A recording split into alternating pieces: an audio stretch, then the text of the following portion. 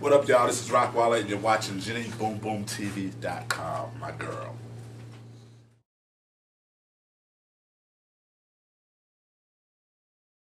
So now, what albums are you working on currently? Right now, I just finished some stuff for Busta. I just finished something for the Redman album.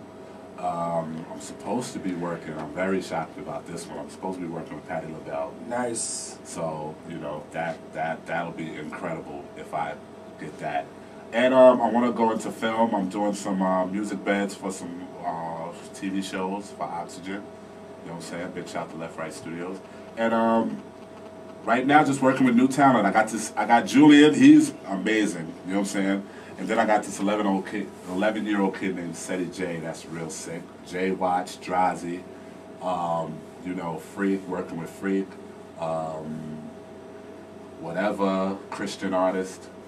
So I'm doing Christian music too. Yeah, because you're very religious, I read. Yeah. Extremely. How do you set that aside from the fact that you might be with an artist that maybe his lyrics, he or her, well, their lyrics possibly could be a little bit edgy. They could be smoking weed in the studio. How do you put that aside for that? I used to conflict with that a lot when I was talking to my moms, and I would, you know, I can't play Redman music for my mother. She's a preacher.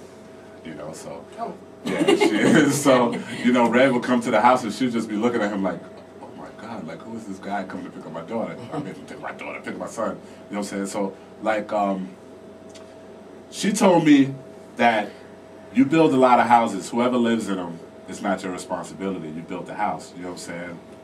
You know, so it's like, you know, I look at production as an architect work, and whoever lives in the house, you know, so be it. You know what I'm saying? But you know, I'm just doing my best work, you know, and just trying to love music the way I can. And music has many genres that you can love, and religion can't, like, you know, put a line on that, you know. Because there's good music that is not religious. That's great music, you know. So My Chick Bad is a dope song. That's a hot song. But religion can't stifle that, you know what I'm saying? So what about reading that you are working with Olivia for her new album? Yeah, I did some songs with Olivia and Chris and T, you know what I'm saying? So, you know, hopefully that'll go through, you know what I'm saying? So, you know, she took a few, so we're going to see what happens. So what happens? Explain to me the creative process here. Do you come up with the beat specifically for an artist, or do you have the beat ahead of time and think, oh yeah, this is a good beat, you know, for you to possibly spit on or sing on? How does it work? Well, in the grind, you just doing beats to try to get on when you try to get on, you know what I'm saying? It ain't no set track for nobody else. It's just like, you like, all right, I got a bunch of beats and I'm trying to get on. But then once you get on, if, you know, life permits it, you would want to be in the studio with artists just working on tracks specifically for that artist. Sometimes it works the other way too, where, you know, people want you for certain help, and then when you come in there with the work, they just assign the tracks to the artist. But, you know, I get it both ways. Sometimes it's for the artist, and sometimes it's just a bunch of tracks that the artist picks. And then what happens? You sit in the studio, make sure everything sounds exactly how it should sound? I mean, are you on the boards making sure everything is straight? Yeah, you're pretty much, well, thanks to software, you know what I'm saying? You know, you pretty much you can have a song mastered before it even gets to the artist now. When back in the days, all of that process was going on during the whole recording process, you know. But right now, you could give somebody a master song like Reasons. I work with Reasons. I work with all this other stuff. You know what I'm saying? I'm also excited that I'm tied into an electronics company called Beat Kings Electronics. So I got my first beat machine that I'm actually a partner with. Oh, that's hot. Called the Beat Thing. You know what I'm saying? So that's cool.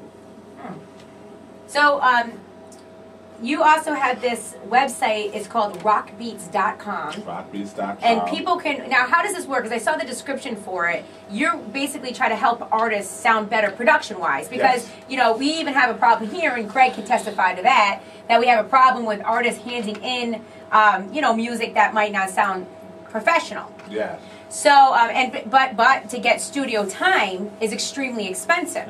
And they can't afford these producers that's out now. A lot of these producers, you can't afford them. And then, you know, but you know, rockbeats.com is really for Rockwilder fans, you know what I'm saying, that wants to be over a Rockwilder track. Because right now, there's a lot of hot producers that are, you know, that are for cheap, you know what I'm saying? But if you're a Rockwilder fan and you like my certain type of style, you can go on rockbeats.com and download tracks, you know what I'm saying? When I first did it, everybody thought, you know, I was crazy for doing it. You know what I'm saying? With the whole $10 beats, they thought, you know, I was on drugs. Yeah, I saw one beat on there for $10.99. Yeah, you know what I'm saying? But what it was I just wanted to make myself available to people that weren't able to be, it's too accessible to a producer. You can go online and you can just download your favorite track and you can use it for mixtapes or whatever. You know? That's a dope idea. And now they're down to 99 cents, the same as the iTunes price. They're downloaded, you can download them at that price. Wait, are those all classic beats or are there new beats? Always, are they being refreshed all the time? I keep updating it, you know, so. You know, if you want to be in Rockwilder's world and just want to just listen, or it's just music you can download and just listen to. That's my other goal with it too. Is you just want to listen to a nice track with no lyrics, just a nice beat, download it and you're good. So how'd you know that you wanted to even be a producer? When I was 6, just told Julian that story. When I was 6 years old, I loved music. You know, music. I was the youngest of 5. So it was records everywhere. It was 45s, and then we had the little record player. I know I'm telling my age right now, but we had the record player where you put, everybody had their favorite record up on that stem. On top. That's right. And the next one comes on. That's right, and your favorite song could have probably been the 3rd song on that vinyl, but you had to listen to that whole vinyl to get your 3rd song. And then my brother had his favorite song, and he'll pop down, and my sister have her favorite song. Jenny, you remember that. You had that in your house. What are you talking about? I'm 22. Yeah, so, you know, it was always in my house. And then Songs in the Key of Life by Stevie Wonder came into my house.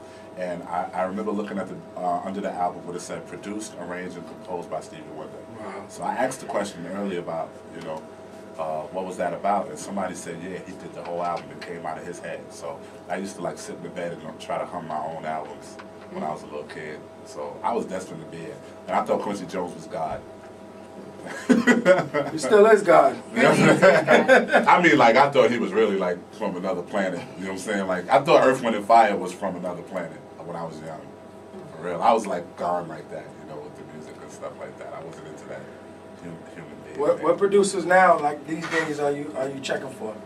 Right now, I'm checking for my Goonies. You know what I'm saying? Big shout out to Lil Flip, Rod Charm, Trilogy, Twins, Big. You know what I'm saying? Big. We in effect right now, you know what I'm saying? Just Blaze always, you know what I'm saying? I'm a fan of Kanye West, a real big fan of Kanye West. Let's see. Eric Sermon is still the funkiest dude on the planet, hands down. And I got a lot. There's a lot of producers that I like. Scott Storch has always been a favorite of mine, you know, and Timbaland is. He's another planet. Yeah, he's another planet. He's another planet. Well, I mean, speaking of producers, you had some issue that in the press. It was a while back, but with Polow Da Don, who said something about, you know, named Timbaland and some other producers, and then said that everybody else was following. Yeah. Behind, you know, himself. He said Timbaland, Danger, and himself are the best producers, and everyone else is followers. I thought that was an insult to the production community, because if you don't declare Quincy, if Quincy Jones wasn't in that statement and a few other producers that I respect and love, then you can't call him a follower. Kanye West is not a follower. You know what I'm saying? He's not a follower, and a lot of other producers are not followers. You know, I don't think you should have really came out and said that statement. I was just speaking out for the production community because I felt like we wasn't supposed to eat that. But I think he's a great producer, and I love his music, and I hope that when he sees me, he doesn't really take a full offense to it. But my whole thing was like, dude, I'm not no follower. I never followed nobody. I followed the best that did it. And if you didn't name the best that did it, then you got that whole statement incorrect. But plus, you've been, I mean, not to say about your age, but you have been around a really long time. Yeah. So, I mean, like, and he hasn't. So that seemed to me like, when I read the statement, it seemed to me like some ignorant. It was something to where, like, I feel like this, and I say this all the time, before you speak, your mind tells you, should I say it? Should I not say it? Am I going to offend someone by saying it? He just chose it upon himself to say it. He was wrong, and for the production community and for a lot of the dudes that's probably sitting there like, yeah, Rock, let him know, he was wrong for that. You know what I'm saying? And he should respect that he was wrong. Eat the words. If I would have said it and somebody checked me and said I was wrong, I would have said I was wrong.